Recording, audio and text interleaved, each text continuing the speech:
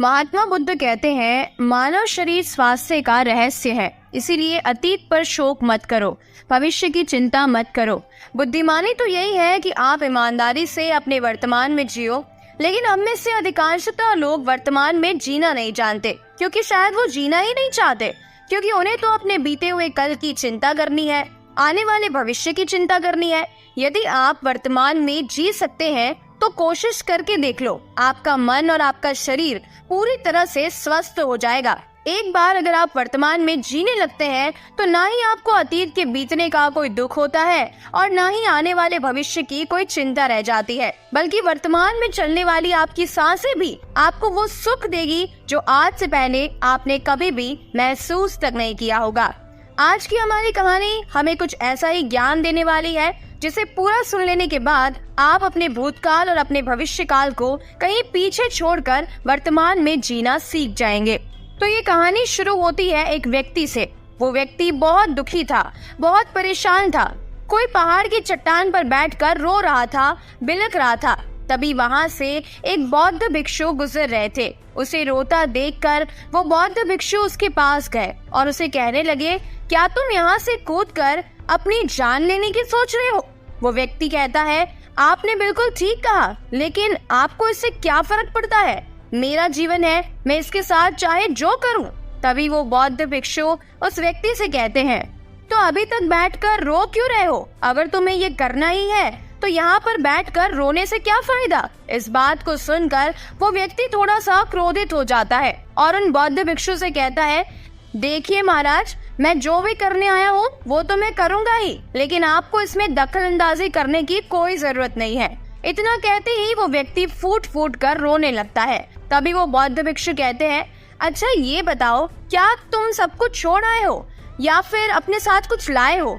तभी वो व्यक्ति उन बौद्ध भिक्षु के सवाल का जवाब देते हुए कहता है, हे गुरुवर, मैं सब कुछ छोड़ आया हूँ, मेरे पास कुछ नहीं है, ना मेरे पास खोने के लिए कुछ बचा है, तो फिर भला मैं जीकर क्या करूँगा? ये सुनकर वो बौद्ध भिक्षु उस व्यक्ति से कहते हैं, यदि ऐसा है तो तुम अपने सर पर इतना बोझ लिए क्यों घूम रहे हो? बौद्ध भिक्षु की इस बात को सुनकर वो व्यक्ति थोड़ा सा आश्चर्यचकित हो जाता है और उन बौद्ध भिक्षु से कहता है, हे गुरुवर, मैं कौन सा बोझ लेकर चल रहा हूँ? मेरे हाथ तो खाली है और मेरे पास कुछ भी नहीं है। तभी वो बौद्ध भिक्षु कहते हैं, तुम्हारी सांसें भी ठीक से नहीं चल रही। तुम यहाँ पर आए तो हो इस दुनिया को छोड़ने के लिए, पर तुम फूट फूट कर रोए जा रहे हो। एक खाली इंसान कभी भी ऐसा नहीं करता। जो कंगाल हो चुका हो, जिसके पास और कुछ ना बचा हो, वो भला क्यों रोएगा? ये सुनकर वो व्यक्ति और भी क्रोधित हो जाता है और उनसे कहता है, आपको इससे क्या मतलब? तभी वो बौद्ध भिक्षु कहते हैं, क्या तुमने कभी अपने अंदर झांकने की कोशिश की है? तुमने इतना बोझ उठाया हुआ है, तुम कितना कुछ बोझ लेकर अपने दोनों कंधे पर ढो रहे हो। इन सभी बोझों को कब तक ढोगे? इन बोझ को यहीं पर उतार दो और थोड़ा सा हल्का हो जाओ। कब तक इन बोझों के तले दबे रहोगे? जैसे ही उस व्यक्ति ने उन बौद्ध भिक्षु के मुख से ये सारी बातें सुनी तो वो तुरंत ही उनके चरणों में गिर पड़ा और हाथ जोड़कर उनसे कहने लगा, हे गुरुवर, अभी तक मुझे कोई समझ नहीं पाया। यहाँ से कई लोग आए और गुजर गए, लेकिन किसी ने भी मुझसे ये सब नहीं कहा। आपने तो मेरे मन की बात पढ़ ली, यहाँ तक कि मेरे घर वाले भी मुझे नहीं समझ पाए, लेकिन आपने एक बार में ही मुझे पूरी तरह से पढ़ लिया। आगे वो व्यक्ति उन बौद्ध भिक्षु से कहता है, क्या आप मेरी समस्या का समाधान कर सकते हैं? वो बौद्ध भिक्षु कहते हैं, कहाँ है समस्या? तो वो व्यक्ति कहता है कि मेरे घर पर है, आप मेरे साथ चलिए। वो बौद्ध भिक्षु कहते हैं, नहीं, समस्या तुम्हारे घर पर नहीं है। व्यक्ति कहता है, नहीं नहीं गुरुवर, समस्या मेरे घर पर ही है, आप एक बार मेरे साथ चलकर देखिए तो सही। वो बौद्ध भिक्षु उस व्यक्ति को समझाते हुए कहते हैं, समस्या तुम्हारे घर पर नहीं बल्कि तुम्हारे भीतर है। क्या तुमने कभी अपने भीतर झांकने की कोशिश की है?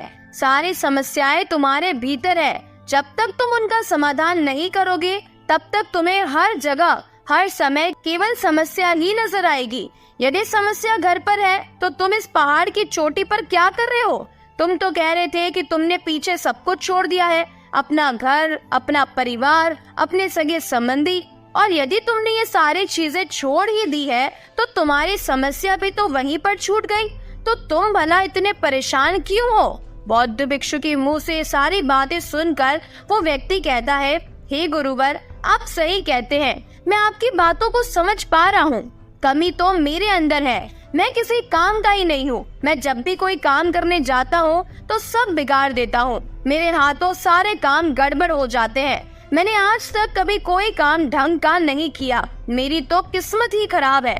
उस व्यक्ति के मुख से ये सारी बातें सुनकर वो बौद्ध भिक्षु मुस्कुराने लगे और उस व्यक्ति से कहा कि अच्छा, तुम्हें लगता है कि तुम्हारी किस्मत खराब है?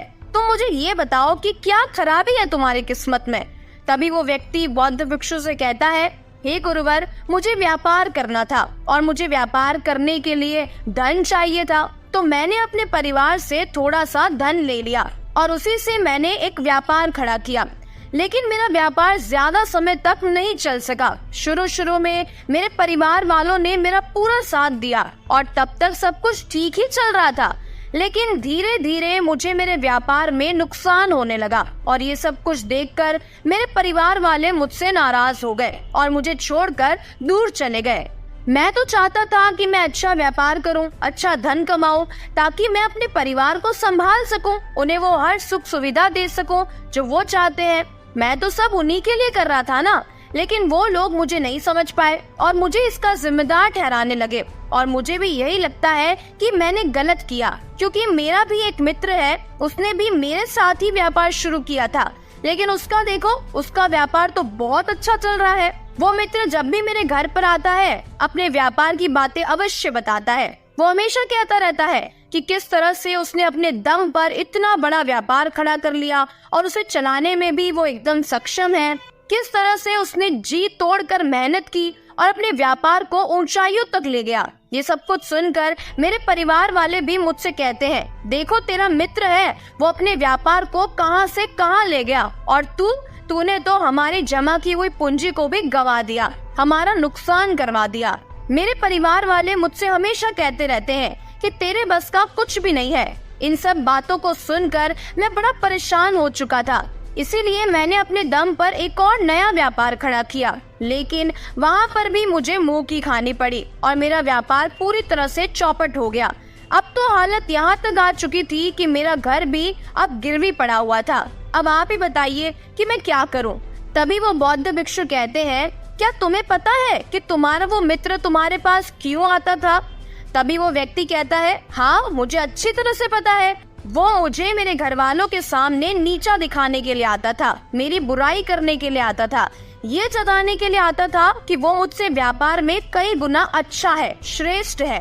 वो चाहता है कि मैं उसकी सफलता देखकर दुखी रहूं, तड़पता रहूं और परेशान रहूं। तभी वो बौद्ध भिक्षु कहते हैं, क्या तुम उसके व्यापार को देखकर सच में दुखी रहते थे? वो व्यक्ति कहता है, हाँ, इतना अच्छा उसने व्यापार खड़ा कर लिया और मेरा व्यापार चौपट हो गया, तो ये देखकर मुझे दुख तो होगा ही, मुझे जलन तो होगी ही। तभी वो बौद्ध भिक्षु कहते हैं, तुम्हें दुख किस बात का था, अपनी असफलता का या फिर अपने दोस्त की सफलता का? तभी वो व्यक्ति उन बौद्ध भिक्षु से कहता है, अपने असफल होने पर मुझे इतना पछतावा नहीं था, लेकिन वो इतना सफल हो चुका था कि उसे देखकर मेरे मन में ईर्ष्या होती थी, जलन की भावना उत्पन्न होती थी और मैं ये देख कर दुखी रहता था, परेशान होता रहता था, तड़पता रहता था। तभी वो बौद्ध भिक्षु कहते हैं, इसका अर्थ तो ये हुआ कि यदि तुम्हारा मित्र अभी असफल हो जाए तो तुम्हें बहुत खुशी होगी। वो व्यक्ति कहता है, हाँ, मुझे बड़ी खुशी होगी अगर वो असफल हो जाए, उसका व्यापार चौपट हो जाए। ये सुनकर एक बार फिर से बौद्ध भिक्षु मुस्कुराने लगे और उसे कहते हैं, इसका अर्थ तो यही हुआ कि तुम्हारी खुशी तुम्हारे मित्र पर निर्भर करती है। यदि वो चाहे तो तुम्हें खुश कर दे और यदि वो चाहे तो तुम्हें दुखी कर दे, क्योंकि तुम खुद से ना तो खुश हो सकते हो ना ही दुखी हो सकते हो। तुम तो सिर्फ अपने मित्र के गुलाम बनकर रह चुके हो। और अगर यही बात है तो तुम्हारी समस्या का कोई समाधान नहीं है, क्योंकि तुम्हारी खुशियाँ और तुम्हारी तकलीफ ये सब दूसरों के व्यवहार पर निर्भर करती है। तुम्हारे कर्मों से तो तुम्हारा कुछ नहीं हो रहा, ना तो तुम अपने कर्मों से खुश हो सके और ना ही तुम अपने कर्मों से दुखी हो सके, इसलिए मैं तुम्हारी समस्या का कोई समाधान नहीं कर सकता। तभी वो व्यक्ति उन बौद्ध भिक्षु से कहता है, हे गुरुवर, ऐसा मत कहिए, मुझे आपसे बहुत आशा है, क्योंकि आप ही वो है जिसने मेरे अंदर की तकलीफों को पढ़ा है, उसे जाना है, उसे समझा है। मैं आपसे विनती करता हूँ, मेरी समस्या का कोई तो समाधान मुझे बताइए। तभी वो बौद्ध भिक्षु कहते हैं, जब हम दूसरों से आशा बांध लेते हैं तब हम दूसरों पर पूरी तरह से निर्भर हो जाते हैं। अगर मैं तुम्हें कोई रास्ता ना बताऊं, मैं तुम्हें तुम्हारी समस्या का समाधान ना दूं, तो तुम इसी तरह से दुखी रहोगे, रोते रहोगे, बिलखते रहोगे। और अगर मैं तुम्हें कोई रास्ता बता दूं, कोई समाधान बता भी दूं, तो हो सकता है कि तुम्हें कुछ मिल जाए। लेकिन एक बात याद रखना कि जो तुम्हारा मित्र तुम्हारे घर पर आता है, ये तुम्हें बताने के लिए कि किस तरह उसने अपने व्यापार में वृद्धि की, किस तरह से उसने कड़ी मेहनत की, जो तुम्हें दुखी करने के लिए आता है। लेकिन बात तो वो सच्ची ही कह रहा है कि किस तरह से उसने अपने जीवन में संघर्ष किया और उस मुकाम तक पहुंचा। तो उसने तो अपने अनुभव की बात ही की है और अपना अनुभव तुम्हें बताया है। अब तुम चाहो तो तुम उसके अनुभव का इस्तेमाल कर सकते हो, या फिर उसके अनुभव को तुम व्यर्थ ही जाने दे सकते हो, और चाहो तो अपने मन में ईर्ष्या का भाव उत्पन्न कर सकते हो। अब समझदारी तो इसी में है कि जब वो तुम्हें अपने अनुभव के बारे में बताए कि उसने किस तरह से संघर्ष किया अपने जीवन में, अपने व्यापार को उस ऊंचाई तक पहुंचाने के लिए, तो तुम अपनी बुद्धि का इस्तेमाल करो और उसके अनुभव के ज्ञान का इस्तेमाल करो।